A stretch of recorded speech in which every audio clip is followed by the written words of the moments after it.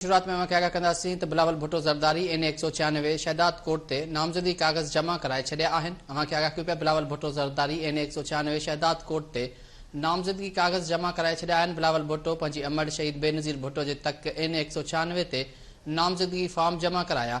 कोटू मोटू चौक पहुचण ते कारकुननि पारां पीपल्स पार्टी चेयरमैन जी शाहदार आजियां कई वई। तफ़सील मालूम कंदासीं। अदनान भट्टी असांखे जॉइन कयो आहे शहदाद कोर्ट मां। अदनान आगाह कजो। जी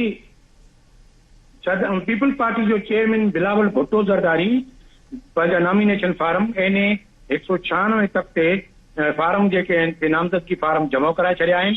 हिन रिटर्निंग ऑफिसर आहे मोहसिन अली शेख जी ऑफिस पहुची उन मौके ते फार्म जमा कराया आहिनि।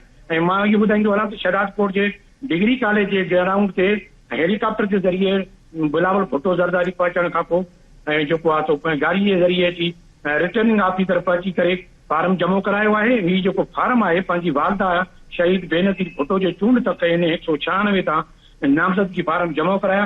जॾहिं बिलावल भुट्टो ज़रदारी कोटमोटू चौक ते जॾहिं पहुतो त शानदार हज़ारनि जी तादाद में जेके पीपल्स पार्टी जा वर्कर ऐं माण्हू हुया उन्हनि गुलनि जी वर्खा करे शानदार इस्तक़बाल कयो आहे। उन खां बाद में हिन वक़्तु जेको आहे बिलावल भुट्टो नामज़दगी फार्म जमा करण खां पोइ लाड़काणे तरफ़ रवानो थी वियो आहे। महिरबानी अदनान भट्टी आगाह करण जे लाइ। अव्हांखे आगाह कयो पिया बिलावल भुट्टो ज़रदारी NA 196 शहदाद कोर्ट ते नामज़दगी कागज़ जमा कराए छॾिया आहिनि।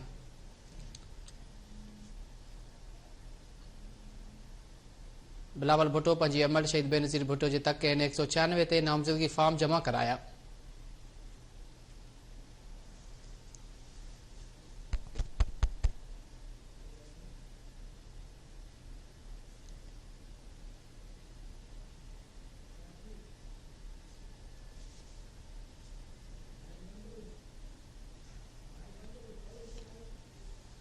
अव्हांखे आगाह कयूं पिया बिलावल भुट्टो ज़रदारी NA 196 शहदाद कोर्ट ते नामज़दगी कागज़ जमा कराए छॾिया आहिनि। बिलावल भुट्टो पंहिंजी अमर शहीद बेनज़ीर भुट्टो जे तक NA 196 ते नामज़दगी फॉर्म जमा कराया आहिनि। कोटू मोटू चौक पहुचण ते कारकुननि पारां पीपल्स पार्टी चेयरमैन जी शाहदार आजियां कई वई।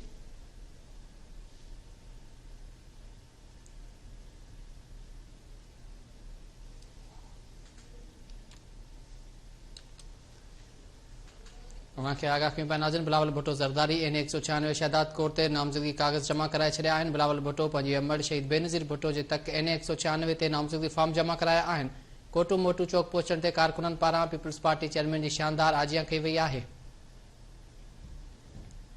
अव्हांखे आगाह कयूं पिया बिलावल भुट्टो ज़रदारी NA 196 शहदाद कोर्ट ते नामज़दगी कागज़ जमा कराए छॾिया आहिनि।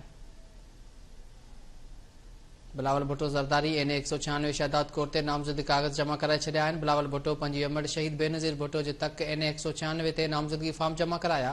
कोटू मोटू चौक पहुचण ते कारकुननि पारां पीपल्स पार्टी चेयरमैन जी शानदार आजियां कई वई आहे।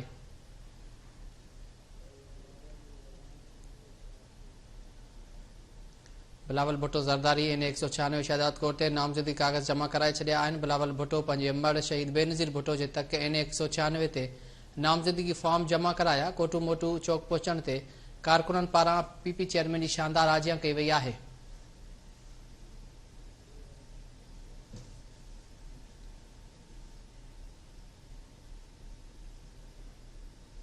बिलावल भुट्टो ज़रदारी NA 196 शहदाद कोर्ट ते आहिनि। इन हवाले से सरकेश सदायो भी असांखे जॉइन कयो आहे। तफ़सील मालूम कंदासीं। सरकेश आगाह कजो।